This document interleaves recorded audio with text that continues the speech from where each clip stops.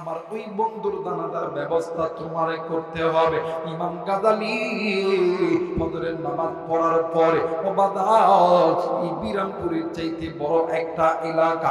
ইমাম গাজালি সকাল থেকে সন্ধ্যা পর্যন্ত প্রত্যেকটি এলাকায় ঘুরে ঘুরে ইমাম গাজালি খুঁজতেছে কোথায় কোনো মানুষ মারা গেছে নাকি। কিন্তু ভাই গো, ইমাম গাজালি রহমতুল্লাহ আলাইহি খুঁজা দেখে কোনো জায়গায় কোনো মানুষ মারা যায় না। ইমাম গাজালি ঠিক দুপুর বেলা মাথার কাছে যখন সূর্য চলে এসেছে, ইমাম গাজালি ওই সময় চার রাস্তার মোড়ে আইসা দাঁড়াইছে।